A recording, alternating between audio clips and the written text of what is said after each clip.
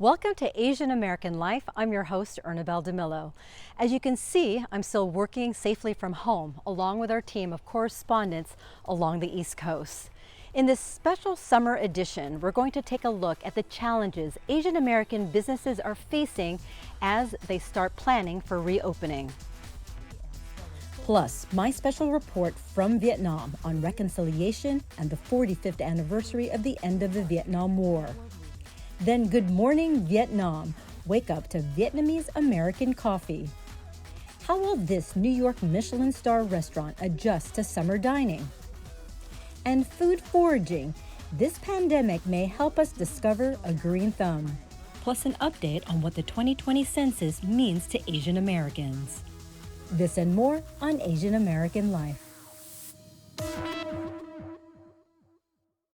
Before the coronavirus lockdown, I led a global journalism trip to Vietnam with a group of students from St. Peter's University in Jersey City.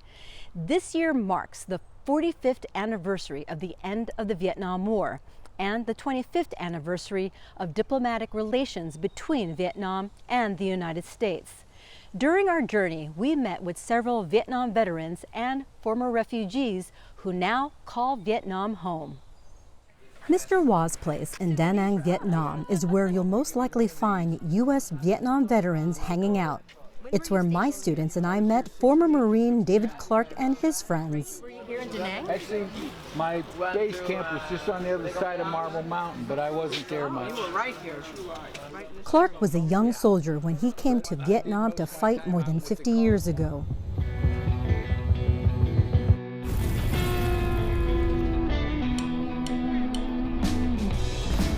My only thought was, you know, there's been thousands of guys do this before me and they went home. That's all I want to do is go home. I just want to get out of here. No. But Clark did come back and now lives in the same town where he and his fellow soldiers once fought communists. When the Vietnamese people find out that you're an American veteran and you were here during the American War in Vietnam and you come back, they treat you like a comrade in arms because they know you were here in the same bucket of that they were in. And it's a very, very humbling feeling. It is estimated more than 100 American veterans now live in Vietnam, many in Da Nang, where the U.S. military had its busiest airfield and where the first American troops arrived in 1965. Today, Da Nang is a popular tourist and beach destination and where many vets like Clark have finally found inner peace. He is a member of the Veterans for Peace, a nonprofit organization of former U.S. soldiers speaking out against war. In Vietnam, it's where vets like Clark and Rich Allen work on reconciliation. Clark invited us to the Da Nang Association for Victims of Agent Orange Dioxin, a children's day center tucked in the hills. While the children smiled and laughed, it was hard to escape the lingering effects of the Vietnam War. During the war, the U.S. military spread millions of gallons of Agent Orange to kill crops and trees and weed out the enemy. Instead, the chemical dioxin caused major health issues that were passed on to several generations. In this city, there are 5,000 victims of Agent Orange. The children here have both physical and mental disabilities, but it's hard to tell as I danced and engaged my students. Clark and the veterans told us they felt a sense of duty to volunteer and help, and as young soldiers, they never would have thought that one day they would be working side by side with someone that was once an enemy. Chuck Searcy also wanted to be a part of the solution. He was a U.S. Army soldier from Georgia and worked as a military analyst. And immediately, he knew something wasn't right. We began to see that we weren't doing the right thing, but yet we were part of the institutionalized problem because we also were not willing to do anything about it. We didn't have the courage to step out front and take the risks and say to the world, we're wrong. Searcy met us at a hotel in Hanoi where he talked to us about his life after Vietnam. Really kind of a mess. I was angry, I was bitter, I was confused, I didn't know who I was as an American. Circe became part of the anti-war movement and eventually returned to Vietnam in the 90s when U.S. and Vietnamese relations were normalized. And his anger turned into purpose. He is co-founder of Project Renew, a nonprofit working to clear landmines and unexploded ordinances, also educating the Vietnamese about the risk. During the war, the U.S. dropped more than 7 million tons of bombs on Vietnam, Laos, and Cambodia. I'm a very small player, but to the extent that I can be a bridge or a link in communications between the Vietnamese and the U.S. or others, I'm happy to play that role. He may be downplaying his role in our interview, but the Vietnamese have lauded his efforts. When we visited the War Remnants Museum in Ho Chi Minh, we saw an exhibit featuring Circe's work. In Quang Tri province, close to 9,000 residents have been injured and killed after the war ended. We met one victim, Mr. Kwok, an Amer-Asian who was injured when an ordnance blew up in his hands. 50 years later, Project Renew has made a difference. Last year, 2018, was the first year since 1975, when the war ended, that there were 0 accidents in Quang Tri province. Along with the Vietnam vets who now call Vietnam home, former refugees known as boat people who were forced to flee their homes in the 70s and 80s have also returned. I was born in the middle of it. I remember listening to the helicopter go pum pum pum pum pum pum and go.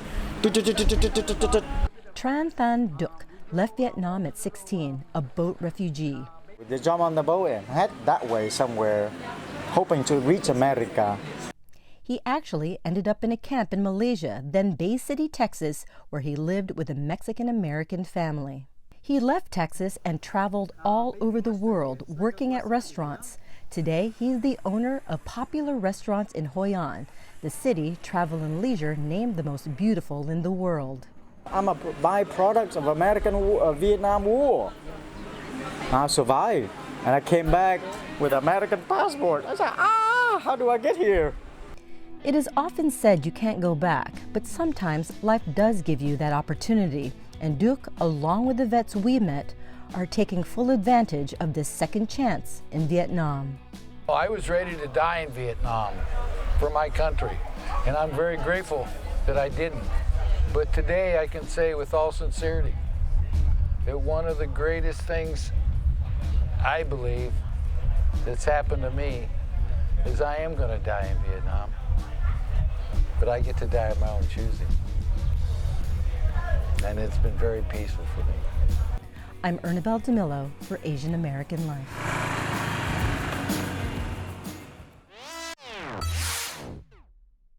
If I told you Brazil was the largest producer of coffee, you might not be surprised. But if I told you the second largest producer, you might be very surprised. Freshly roasted coffee beans browned in Brooklyn and grown overseas. But these aren't from the usual producers in Colombia, Brazil, or even Ethiopia. These beans come from Vietnam, the second largest producer of coffee beans in the world. These are Robusta beans from Vietnam. We import from a family farm in Da Lat, Vietnam. It's cracking. Founder of Nguyen Coffee Supply, Sarah Nguyen boasts bragging rights as the first to import and sell single-origin Vietnamese coffee using beans fresh roasted in Brooklyn. Traditionally, Vietnamese coffee has been seen as used in a blend, a lot of Robusta, for example, but it hasn't really been standing on its own.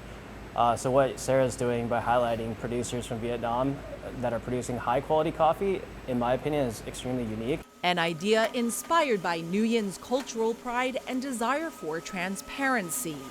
After discovering there's no actual Vietnamese coffee in much of the so-called Vietnamese coffee drinks showing up on menus. They were using maybe their house drip or their house cold brew, which wasn't a Vietnamese coffee bean. You know, it could have been a Colombian bean, an Ethiopian bean, and they were adding condensed milk to it and calling it Vietnamese coffee. This is not only miseducation to the consumer, it's really unfair to Vietnamese producers and farmers, right? Because we have businesses who are benefiting from the trend and the culture of Vietnamese coffee by calling it that, but Vietnamese farmers were not benefiting from that transaction. Today, the coffee trade in Vietnam employs millions of people and has transformed a broken economy left by the Vietnam War.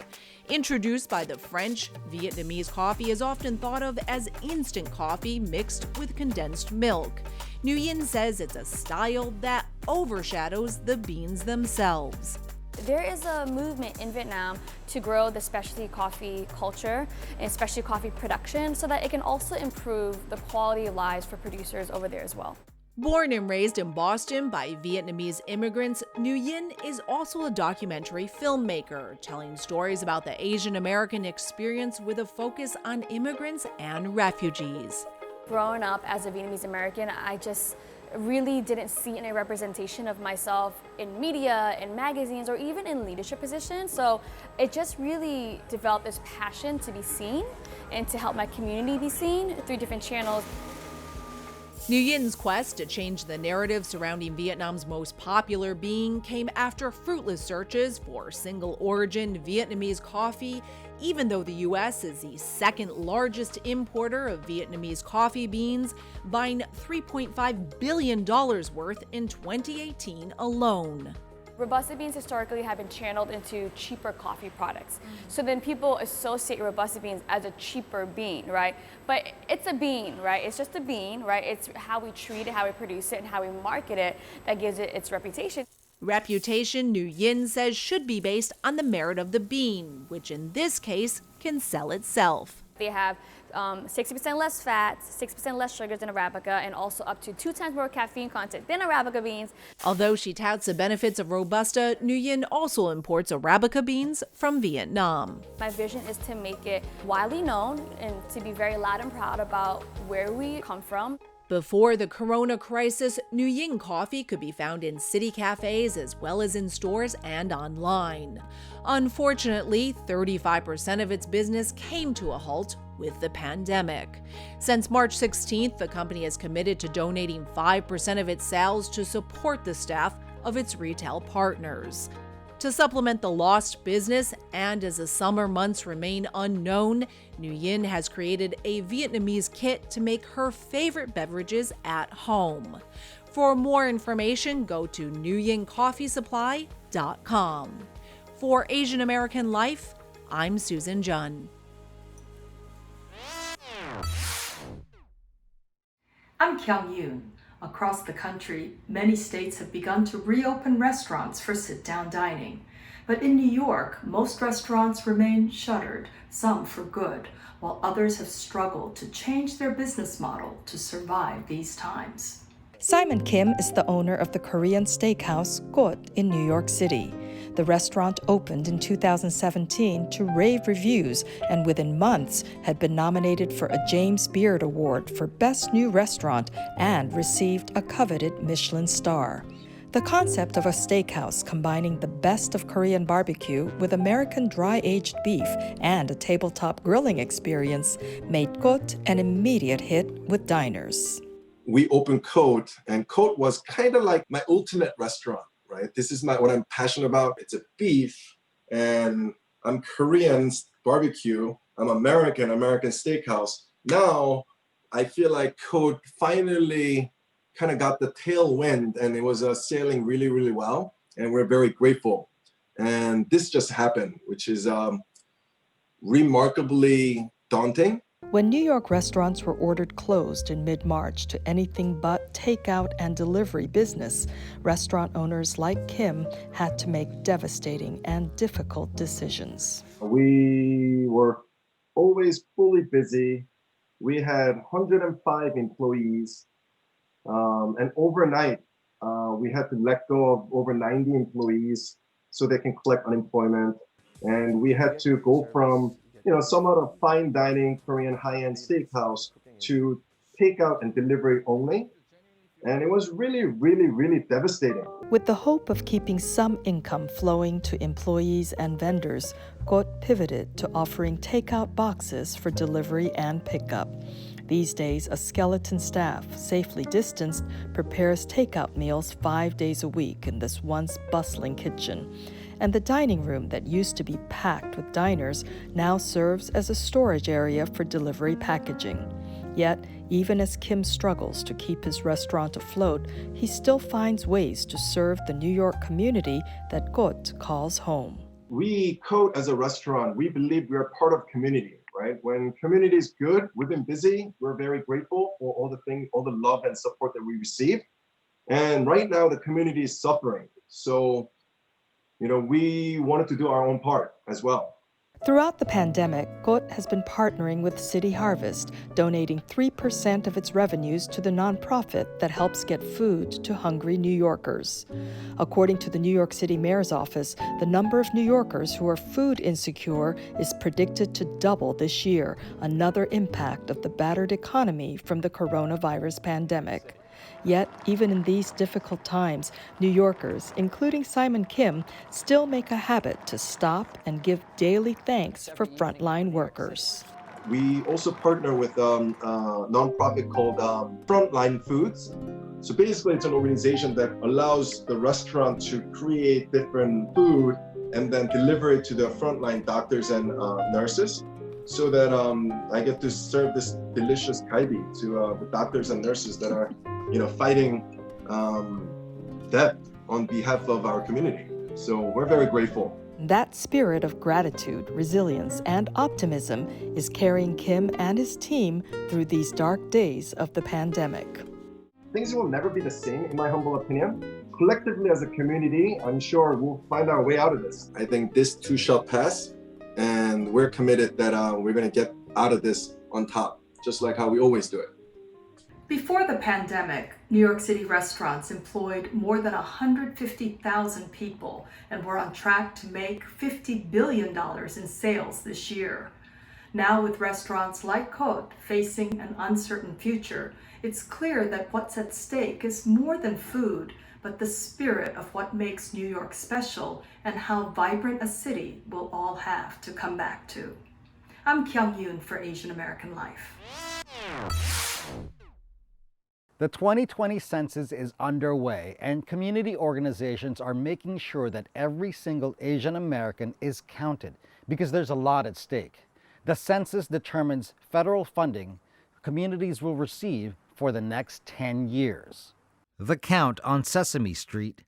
The census, my favorite time of the decade. Cardi B. The census is for everyone regardless of immigration status. Mi gente presente. And public service announcements in more than 18 Asian languages like Mandarin, Korean, and Vietnamese are all part of a national campaign to make sure that everybody who lives in the United States, including immigrants of all spectrums and statuses, are counted. Asian American communities, the country's fastest growing population, has been undercounted for decades. They often are in new neighborhoods where they may be living in non-standard housing. They have tremendous linguistic and cultural barriers. They have very little interest in being civically engaged. Public service announcements get the attention, but it's community organizations' groundwork that drive folks to fill out the census. Stephen Choi, who runs the New York Immigration Coalition, says direct outreach 10 years ago has paid off. We counted so many people that by the time redistricting political districts were drawn based on the census count, we were able to create several Asian American majority political districts. Of course, getting an accurate number in this ratty year of the pandemic has become even more challenging. We want to make sure that people fill out the census because we know that New York is going to need resources more than ever, and all states are going to need resources more than ever right now to help recover from this. But we also know that people have a lot of really immediate needs that have to be met in this moment if we're going to make it through.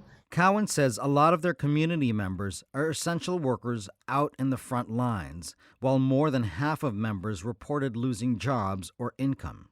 We've been hearing from community members that food is scarce, and we try to support them through our food pantry. Food banks and grocery stores have become information hubs for the census during the pandemic.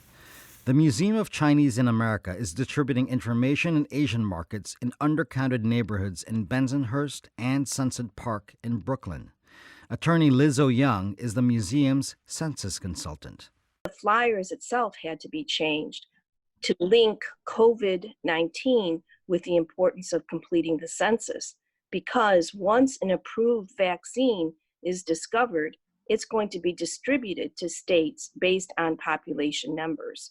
Young says it's not just about a yet-to-be-approved vaccine for COVID-19. It's about the federal funding for Medicaid, Medicare, and a whole lot more. You need to fill out the census, because if you don't fill it out, that's $4,000 every year in resources that are meant for you. It's literally 10 seconds worth of effort for 10 years worth of resources. No one should say no to that. For Asian American Life, I'm Rayner Ramirez. I'm Minnie Roh. One lesson we've learned from COVID-19 is the importance of being self-sufficient. Being able to grow your own vegetables goes a long way during a time when people are afraid to step into the grocery store. But what if I told you that there's food all around you already, and that these weeds are actually edible? There's an Asian American farmer in New Jersey who is taking weeding to a whole new level. For years, she has supplied these backyard pests to Michelin-rated chefs, who then turn them into culinary delights. Tama Matsuoka Wong's idea of a perfect field is one that is full of weeds. So a weed is just a subjective name that we've called something that we decide we can't use and don't want it in the place it is. Wong is a forager. Her business, Meadows and More, is on a mission to turn the detested weed into a revered food source. In her cookbook, Foraged Flavor, Wong collaborated with Chef Eddie LaRue from the Michelin-rated New York City restaurant Danielle, who transformed these unwanted greens into gastronomic delights. This front yard garlic mustard plant brightens this flavorful aioli. Daylilies are stuffed with lobster and avocado. And every lawn has dandelions. Most homeowners are quick to mow them over, but you'd be missing out on tender greens and a crunchy tempura flower. This is a time where people are rethinking a lot of things and not thinking anymore that, oh, that's bad because it's a weed and I didn't plant it. Wong didn't start out as a plant and food expert. She was a lawyer living and working in Hong Kong, but she always wanted to have a vegetable garden like her Chinese mother. She would always be puttering around doing something in the vegetable garden. When she moved back to the U.S., she bought 28 acres in the Garden State, but she soon realized that her dream would never bear fruit. Everything we tried to plant died. I started looking around at, well, what's growing there anyway that we don't have to plant? She found an abundance of weeds and native plants on her property, so instead of food, she focused on flowers. But her Chinese in-laws' reaction, we just saw all the, the daylily flowers are all over the place along the road. My mother-in-law would scoop up every time there was a wilted flower. She would scoop it up and, put it into like dinner. Coupled with the revelation from Japanese friends that this particularly virulent and invasive plant called Japanese knotweed was actually a delicacy, the idea that there was more to weeds than what meets the eye firmly took root. Then a friend convinced her to bring her weeds to the restaurant Danielle. She asked the kitchen to create a dish with a weed called anise hyssop. The result was this mouth-watering masterpiece. The chef said to me, "Oh, so Mrs. Wong, what else do you have in your backyard meadow?" And I said, "I have 225 species. What are you looking for?" And they said, "Bring me everything." Foraging and wild farming is as old as mankind itself. For centuries, Asian cultures have revered plants and weeds for medicinal properties. But somewhere along the way, Wong says we lost this ability to appreciate the treasures that were growing right under our noses. Somebody is taking a snapshot of when they decided it's food. It's just getting rid of some of the prejudices we've ended up getting, but because we go to the grocery store and we see something that's been packaged and we think that's what it's supposed to be, like someone has decided that. After the pandemic shut down many restaurants, including Wong's clients in the fine dining sector, she began supplying to the public through Fresh Direct and local CSAs.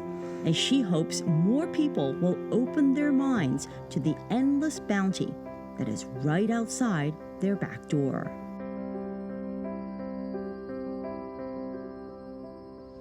A word of caution, Wong says many plants and weeds are poisonous, so do your research before consuming and steer clear of industrial areas and heavy metals in the soil. Stick with some basic weeds and build up. And believe it or not, some of the best weeds are actually right here in your vegetable garden, so don't chuck them. You could be missing out on a tasty treat from Mother Nature. I'm Minnie Roh with Asian American Life.